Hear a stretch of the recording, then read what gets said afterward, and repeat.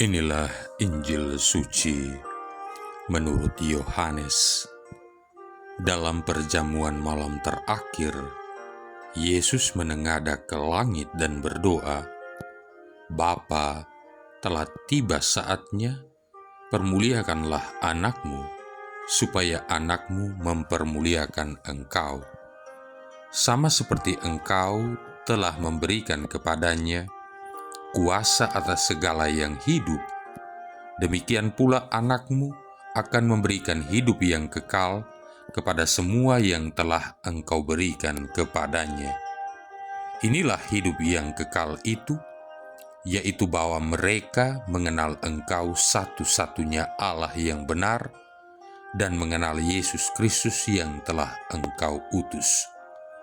Aku telah mempermuliakan engkau di bumi dengan jalan menyelesaikan pekerjaan yang engkau berikan kepadaku untuk kulakukan.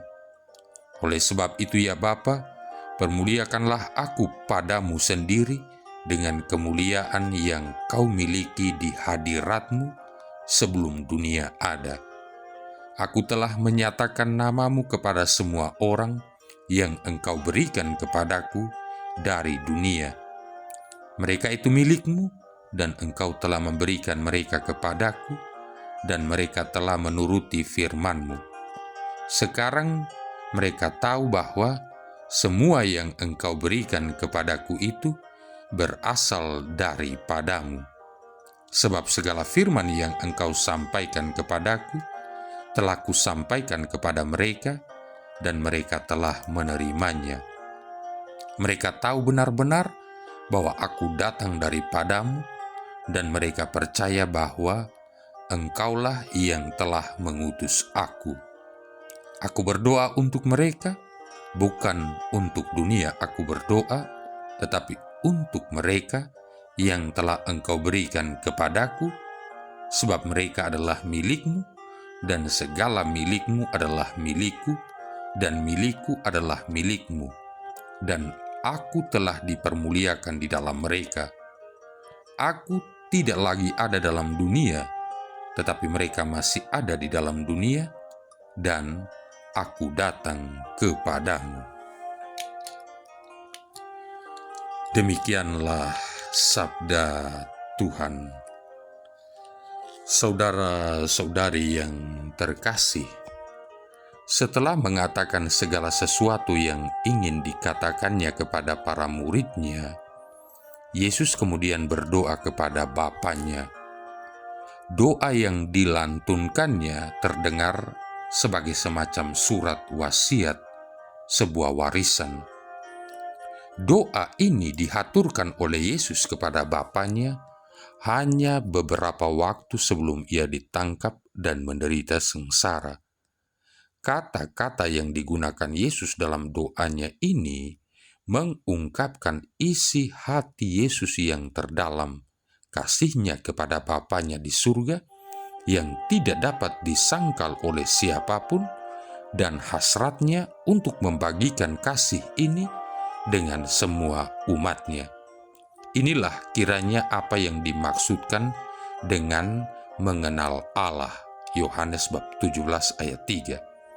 Ketika kita mengenal seseorang secara akrab, maka kita mengenal orang itu lebih daripada sekedar namanya dan berbagai statistik pribadinya. Kita berbicara dengan orang itu, kita bekerja bersama dengan dia, dan malah kita menikmati saat-saat rileks bersama dengannya, saling berjumpa baik dalam situasi-situasi suka maupun duka, sedikit demi sedikit sampai kepada penghargaan atas kekuatan-kekuatan maupun kelemahan-kelemahan yang membentuk seseorang menjadi pribadi yang unik. Kita pun kemudian dapat menjalin relasi yang lebih mendalam lagi dan menjadi sahabatnya. Saudara-saudari yang terkasih, demikian pula halnya dengan Allah. Kita hidup dalam zaman setelah kenaikan Yesus ke surga. Dengan demikian, kita dapat menikmati berkat dari relasi persahabatan yang akrab dengan Allah, seturut apa yang dinyatakan oleh Roh Kudus kepada kita. Pada kenyataannya, ini adalah hasrat yang terbesar, yaitu bahwa kita mengenal dirinya secara pribadi. Inilah alasannya mengapa Dia mengutus putranya terkasih Yesus Kristus guna menebus kita. Pada hari ini, kita dapat berjalan dengan martabat sebagai anak-anak dari Bapa Surgawi. Yohanes bab 1 ayat 12. Dan Yesus sendiri pun tidak malu untuk memanggil kita sebagai saudari dan saudaranya. Ibrani bab 2 ayat 11. Kita sampai kepada pengenalan akan Allah karena Roh Kudus menyatakannya kepada kita. Apakah hal ini merupakan suatu pernyataan yang berproses secara gradual atau bertahap, atau suatu pengalaman pertobatan penuh kuasa dari kegelapan ke terang sebagaimana yang dialami oleh Saulus dalam perjalanannya menuju Damsyik? Hasilnya adalah bahwa kita mengalami kasih Allah dalam hati kita dan menyadari tanpa ragu-ragu lagi bahwa kita adalah sungguh-sungguh anak-anak Allah.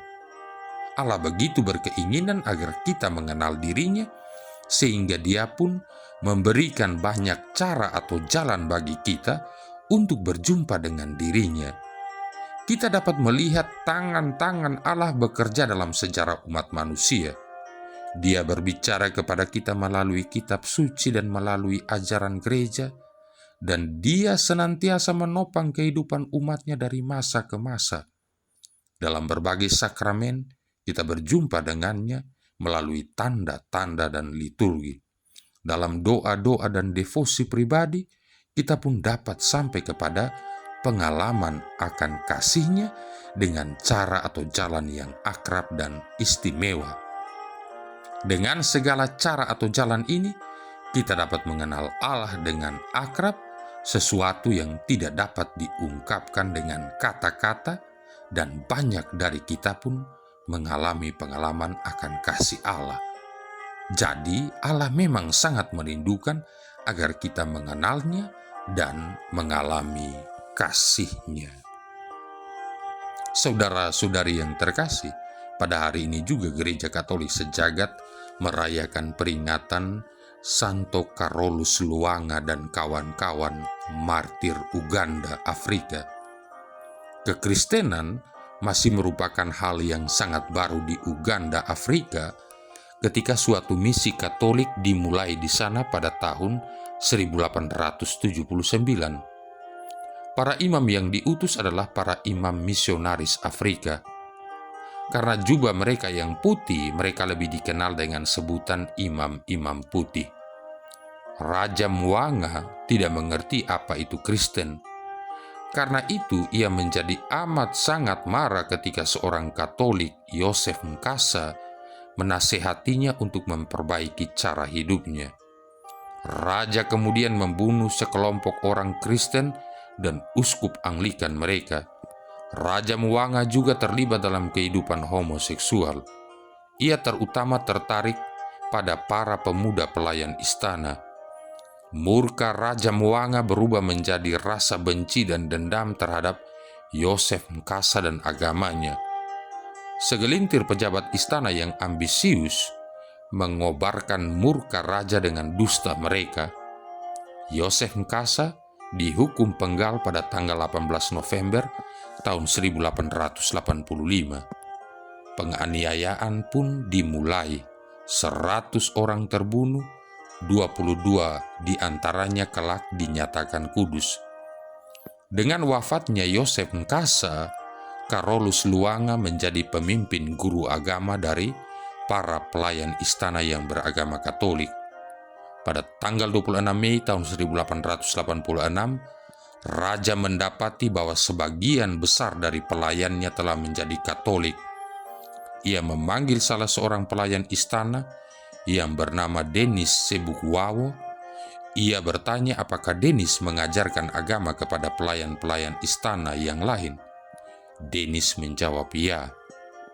Maka raja segera menyambar pedangnya, lalu menusukkannya dengan keji ke tenggorokan pemuda itu. Kemudian raja menyerukan bahwa tidak seorang pun diizinkan meninggalkan istana. Genderang perang ditabur sepanjang malam. Dalam suatu ruangan tersembunyi, Carolus Luanga secara sembunyi-sembunyi membaptis 4 pelayan istana. Seorang di antaranya adalah Santo Kizito, seorang remaja periang serta murah hati yang baru berumur 13 tahun.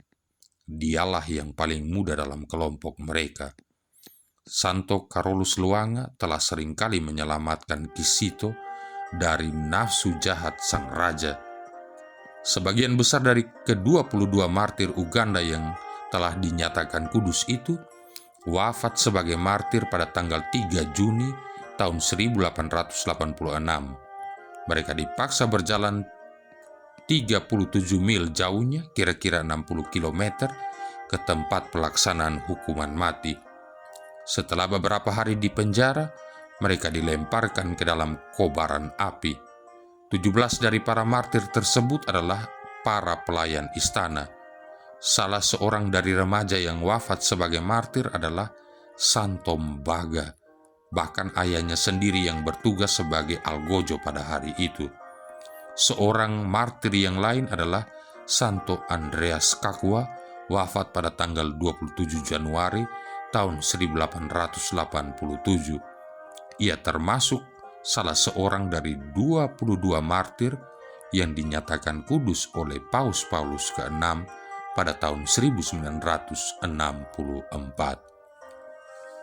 Marilah berdoa.